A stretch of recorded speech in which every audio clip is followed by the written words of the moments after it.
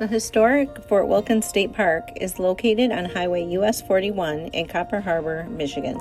The state park has 2 campgrounds with a total of 159 sites. They offer modern toilets and showers, Wi-Fi, laundry facilities, 20 to 30 amp sites, recycling, playgrounds, and there are 9 50 amp pull-through sites. They are also located on Lake Fanny Ho and have cabins for rent, as well as hiking trails and biking trails throughout. The new modern bathrooms were completed in fall of 2025 and offer a dishwashing station outside. That was awesome. It's a very nice park and we really enjoyed our time there. That's our mansionettes. Aren't we adorable? Anyways, hi everyone. Today we are going to show you around Fort Wilkins up here in Copper Harbor. Douglas Houghton, Michigan's first state geologist, conducted a geological survey of Michigan and the UP from 1837 to 1845, and in the area of Copper Harbor, which was once mined by the indigenous people, he sampled the veins of copper. In 1841, his report made the deposits known to American citizens and entrepreneurs. The area Ojibwe ceded the land to the U.S. under the 1842 Treaty of La Pointe, and in 1943, the Michigan Copper Rush started. The potential for conflict between the miners and plans to enforce Ojibwe totally off the land, the federal government sent the U.S. Army to build Fort Wilkins in 1844, and it was named after Secretary of War William Wilkins. However, the fort quickly became irrelevant as there were no conflicts and the harsh weather conditions drove all but the most determined miners away. In 1845, half of the garrison was sent to prepare for the Mexican-American War, and in 1846, the remaining garrison was transferred to Texas. From 1846 to 1855, a caretaker maintained the fort, and from 1867 to 1870, the fort was re-garrisoned with vets from the Civil War due to limited space elsewhere. The fort was abandoned in August of 1870 due to maintenance costs. In order to preserve the site, Houghton and Keweenaw counties purchased it in 1921, and in 1923, it became a state park. This historic site has 19 buildings that have been restored and are part of the Living History program provided by the Michigan History Center. Each building displays items from that era, and walking through the fort allows visitors to experience life back on the northern frontier during the mid-1800s. 12 of the structures are original from the 1840s. Married and enlisted men and their families lived apart from the garrison in 4 log cabins outside the east gate.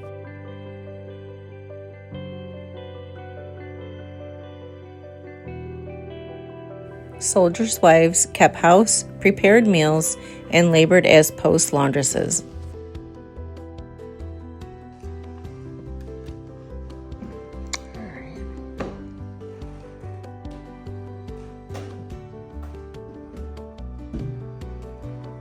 This is another married enlisted quarters. This one you can't go through.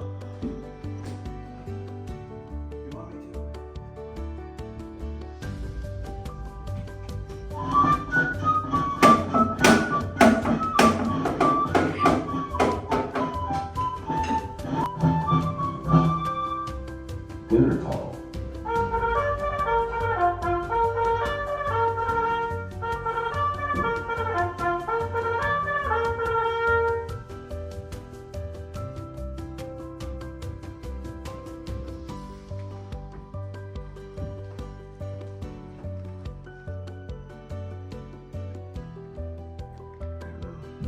Looks like it. I would say supplies. Supplies, yeah. Yeah, because it's not just food, it's candles and soap. This was the quartermaster department. Right. It supplied housing, supplies, transportation, fuel, and storage. It could only be supplied by lake transportation during the shipping season, which was only about 6 months of the year. Soldiers that were assigned to the company quartermaster hauled supplies, tended to the cattle, cut firewood, and repaired the buildings.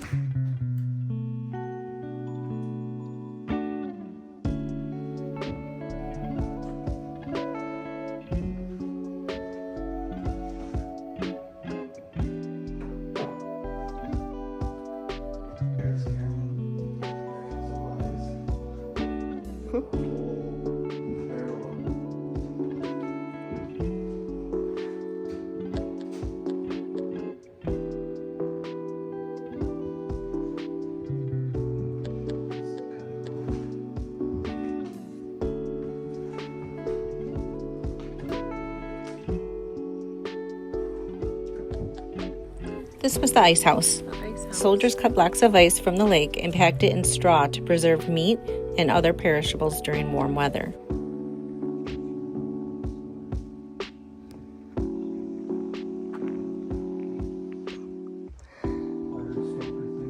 This is the Sutler's store.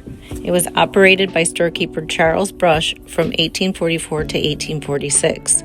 Soldiers and civilians boasted that the store was well supplied with both necessities and luxuries. In 1868, a Copper Harbor resident named George Sumner ran the store, and when the store closed, the building was used for social gatherings.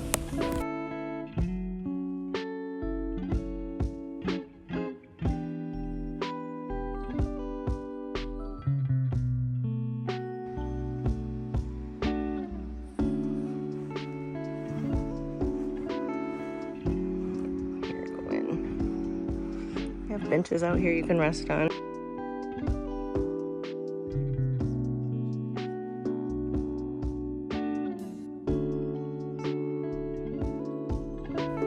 Built in 1844, this is the post hospital. Here, staff tended to all medical needs.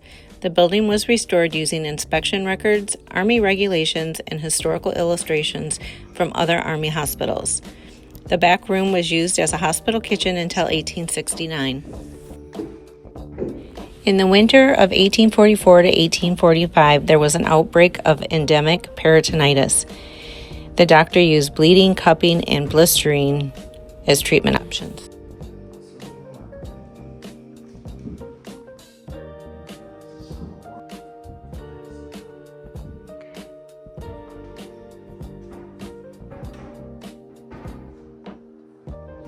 This is the storeroom. This is where the pharmacist would be, and he handled all the daily operations of the hospital.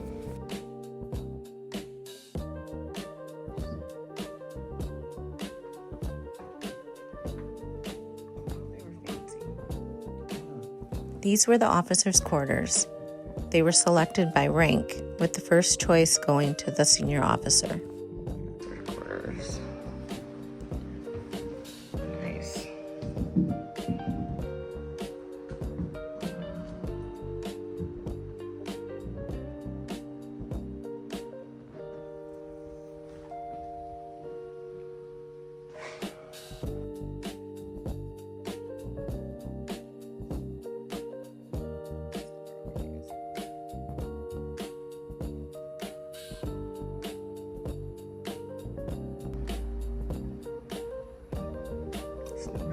So there's the wood stove piped through the whole house.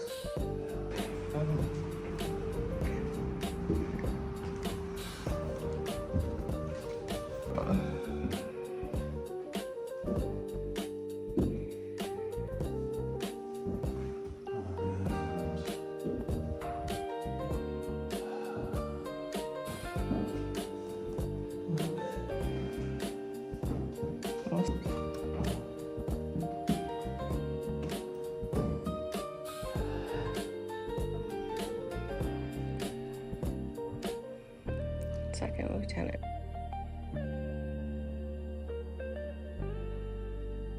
This is the mess hall and kitchen.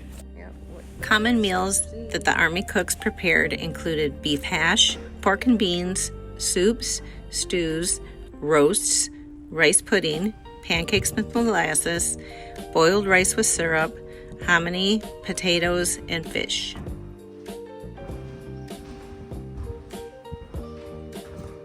Oh, it is a big kitchen. Bigger than I had anticipated. Well, we have to prepare a lot of food, so. Right.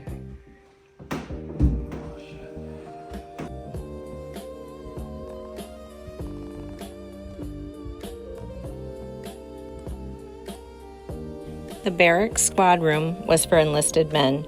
They were visited daily by company officers and inspected on Sunday morning by the commanding officer to make sure all was in good order.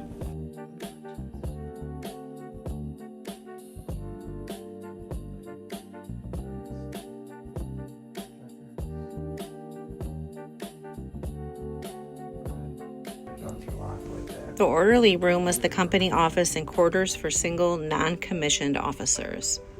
Bachelors. Yeah, from the pee and poop in that pan there. Or the bed, honey. Yep.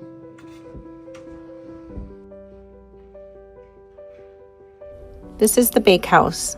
While on baker duty, soldiers reported for work long before the other soldiers awoke. They prepared yeast and dough, baked bread, and cleaned and maintained the bakehouse.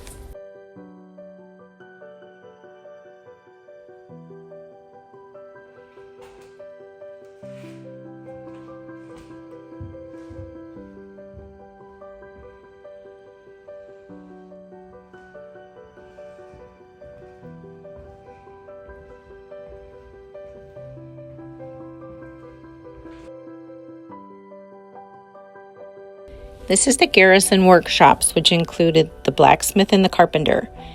The blacksmith would forge shoes for oxen and horses. They made and repaired tools and building hardware.